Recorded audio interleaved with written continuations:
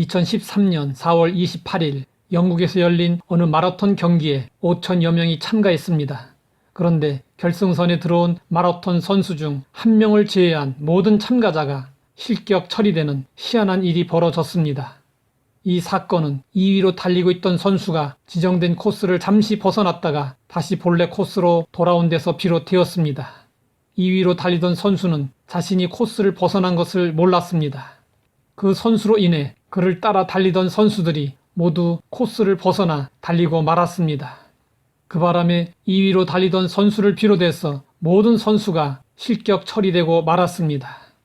줄곧 선두를 달리며 정확한 경로를 따라 달린 오직 한 사람만이 우승 및 유일한 완주자가 되었습니다. 속도보다 중요한 것이 방향입니다. 우리는 빨리 달리려고만 할 것이 아니라 제대로 달리고 있는지 방향을 점검해 보아야 합니다. 망망한 바다 한가운데 배 한 척이 침몰하게 되었습니다. 사람들은 모두 구명보트에 옮겨 탔습니다. 한 사람이 보이지 않았습니다.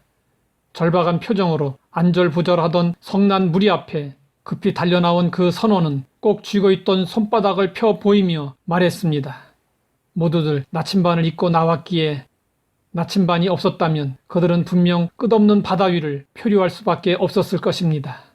길을 알 수 없는 낯선 곳에서 방황하지 않고 무사히 목적지를 찾아 가려면 나침반이 반드시 필요합니다. 현실에 얽매여 살다 보면 종종 삶의 방향을 놓칠 때가 있습니다.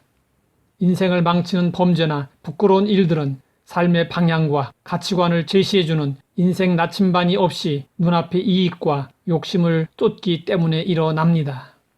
하나님의 말씀은 인생의 바다를 항해하는 모든 이들을 위한 나침반과 같습니다. 성경은 우리가 가야 할 인생길의 방향을 정확하게 알려줍니다. 어느 대학교의 졸업식에서 노교수 한 분이 사회로 나가는 제자들에게 말했습니다.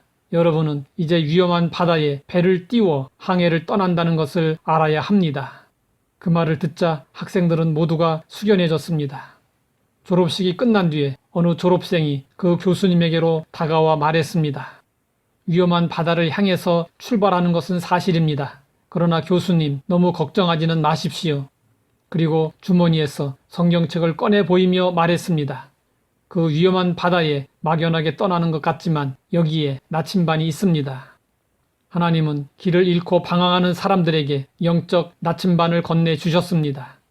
성경을 자세히 읽어보면 인생길을 바르게 걸어가기 위해 필요한 모든 답이 제시되어 있습니다.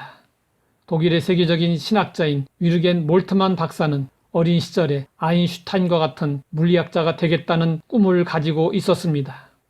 그런데 제2차 세계대전이 그의 운명을 바꾸어 놓았습니다. 그는 독일군에 징집돼 전쟁터로 내몰렸습니다. 그는 전선에 배치됐다가 영국군에게 포로가 되었습니다. 그는 3년 동안 포로 수용소 생활을 했습니다. 몰트만은 2권의 책을 가지고 있었습니다. 히틀러가 병사들에게 나눠준 괴테와 니체의 책이었습니다. 그 책들은 그에게 아무런 도움도 주지 못했습니다. 그런데 군목이 그에게 시편이 딸린 신약 성경을 주었습니다. 그는 크리스마스 때나 다른 절기 때에 습관적으로 교회에 나갔을 뿐 제대로 신앙 생활을 한 적이 없었습니다. 그런 그가 이제 포로가 돼 성경을 읽기 시작했습니다. 그는 시편을 읽어가다가 말씀에 사로잡혔습니다. 내가 주의 영을 떠나 어디로 가며 주의 앞에서 어디로 피하리까? 내가 하늘에 올라갈지라도 거기 계시며 수월에 내 자리를 펼지라도 거기 계시니이다. 몰트만은 곰곰이 생각했습니다. 정말 주님이 지옥과도 같은 이 포로 수용소에도 계실까? 그러다가 그는 하나님을 발견하고 희망의 그리스도를 만났습니다. 1948년 포로 수용소에서 풀려난 그는 신학을 공부하여 그 유명한 희망의 신학을 전파하게 되었습니다. 성경은 우리 인생의 나침반입니다. 하나님 아버지, 우리를 바른 길, 의의 길로 안내하는 성경을 주셔서 감사합니다.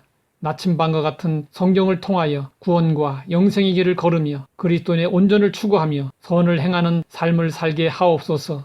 예수님의 이름으로 기도드립니다.